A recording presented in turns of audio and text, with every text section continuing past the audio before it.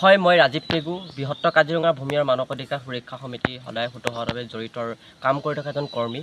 সেই গতিকে কালি মই যি বোকাখাট থানালৈ যাওঁতে আমাৰ যি ৰাইজৰ এটা সমস্যা লৈ আমি গৈছিলোঁ, সেই সমস্যা লৈ হঠাতেই বোকাখাটৰ বিতুপন চেতিয়া অচি ডাঙৰীয়াই মানে মোক লৈ যিখিনি মন্তব্য কৰিছে, বেয়া ব্যৱহাৰ কৰিছে, কিন্তু সেইখিনি আমি গ্ৰহণযোগ্য হিচাপে বুলি নাভাবোঁ। এজন বোকাখাটৰ ভাৰপ্ৰাপ্ত আৰক্ষী বিষয়া মানুহৰ লগত কেনেকৈ কথা পাতিব লাগে, মানুহক কেনেকৈ ব্যৱহাৰ কৰিব লাগে, সেইটো আজিলৈকে শিকা নাই নেকি? আমি এইটো লৈ প্ৰশ্ন কৰিছোঁ অসমৰ মুখ্যমন্ত্ৰী হিমন্ত বিশ্ব শৰ্মা ডাঙৰীয়ালৈ, লগতে বোকাখাটৰ SDP ডাঙৰীয়া, আৰু আজি আমি সেই কৰ্মসূত্ৰে লৈ আজি আমি এখন SDP ডাঙৰীয়াক এখন স্মাৰকপত্ৰ দিছোঁ। আৰু অতি শীঘ্ৰে এইটো তদন্ত হ'ব লাগিব। এনেকৈ বাৰেপতি আৰু বহুত ঘটনা ঘটি গৈছে। বিতুপন ডাঙৰীয়াই যি অভদ্ৰামী মান মাতিছে, অভদ্ৰামী মাত তাৰ বন্ধ কৰিব লাগিব।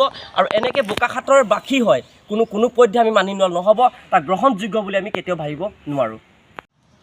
আজি আমি বৃহত্তৰ কাজিৰঙা ভূমি আৰু মানৱ অধিকাৰ সুৰক্ষা সমিতিৰ তৰফৰ পৰা বোকাখাটৰ নতুন SDPO বড়ো ডাঙৰীয়াক এখনি স্মাৰক দিবলৈ আহিলোঁ আজি। আৰু বিশেষ কাৰণ এটাত আহিবলগীয়া হ'ল আমাৰ। চাওক, এতিয়া যোৱাকালি এটা ঘটনা সংঘটিত হৈছে বোকাখাট থানাত।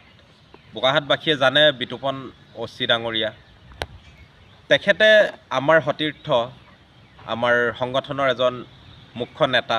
তেখেতক ৰাইজৰ আগতে কোনো কথা নথকাকৈ, কোনো কাৰণ নথকাকৈ অপদস্থ কৰিছে, বিভিন্ন গালি গালাজ কৰি মাৰপিট কৰিবলৈ উদ্যোগ হৈছে। এজন অচিৰ তেনেকুৱা বিহেভিয়াৰ হোৱাটো আমি কোনো কাৰণতে নিবিচাৰোঁ। বিতুপন চেতিয়া এতিয়া বোকাখাটত বহুত বছৰ আছে ইয়াত। তেখেতে বুজি পাব লাগিছিল বোকাখাটৰ জনগণৰ কথা। আজি আমাৰ ৰাজীৱক যিকোনো ক্ষেত্ৰত আজি মানুহে বিচাৰে, আমাৰ কৰ্মীসকলক ৰাইজে বিচাৰে কাৰণে আমি থানালৈও যাব লাগিব, আমি প্ৰয়োজন হ'লে সকলো স্তৰলৈ যাব লাগিব, কাৰণ আমি গণতান্ত্ৰিক কৰ্মী হয়, গণতন্ত্ৰ সুৰক্ষা কৰিবৰ কাৰণে। আৰু বোকাখাটবাসীৰ সুৰক্ষাৰ কাৰণে অতন্দ্ৰ প্ৰহৰীৰ দৰে প্ৰতি মুহূৰ্ততে আমাৰ এইসকল সতীৰ্থই কাম কৰি গৈছে। তেনে চৰ্তত ৰাজহুৱাভাৱে অপদস্থ কৰা কথাটোক আমি কোনো কাৰণতে সহজে ল'ব পৰা নাই। আৰু সেইকাৰণে এই OC-জনৰ ওপৰত আমি তদন্তৰ কাৰণে এটি স্মাৰকপত্ৰ আৰু দাবী জনাবৰ কাৰণে আমি আমাৰ SDPO ডাঙৰীয়াৰ কাষলৈ আহিলোঁ। এতিয়া বিতুপন চেতিয়া ডাঙৰীয়া, আপুনি এজন OC হয়, আৰু এনেকৈ বাৰে বাৰে মানুহক অপদস্থ কৰাৰ অধিকাৰ আপোনাৰ নাই। আৰু সেইকাৰণে আমি আজি SDPO লগতে SP আৰু আমাৰ সকলো বিষয়ববীয়া DC ডাঙৰীয়াক আমি স্পষ্টৰূপে দাবী কৰিছোঁ যে বিতুপন চেতিয়া যি বাৰম্বাৰ সাধাৰণ মানুহক এনেধৰণে অপদস্থ কৰিছে, তেখেতৰ ওপৰত এটা ইনভেষ্টিগেশ্যন হ'ব লাগে। আৰু আজি প্ৰায় 4-5 বছৰে কেনেকৈ এজন অফিচাৰ, OC ৰেংকৰ অফিচাৰ ইয়াত থাকিব পাৰিলে, তাৰ এটা তদন্ত হ'ব লাগে।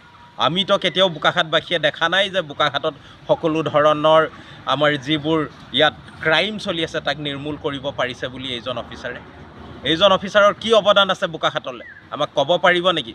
সাধাৰণ মানুহক অপদস্থ কৰাৰ ৰেকৰ্ড আছে তেখেতৰ। আমাৰ ওপৰত ভুৱা কেছৰ পাহাৰ গঢ়ি তুলিছে এইজন মানুহে। তাৰপিছত কোনো ধৰণৰ ইয়াত হত্যা হৈ গ'ল কাকচাঙত এজন ল'ৰাৰ, আজিলৈকে কাটচুৰ কোনে কি কৰিলে তাৰ কোনো ধৰণৰ সংসূত্ৰ উলিয়াই দিব নোৱাৰিলে।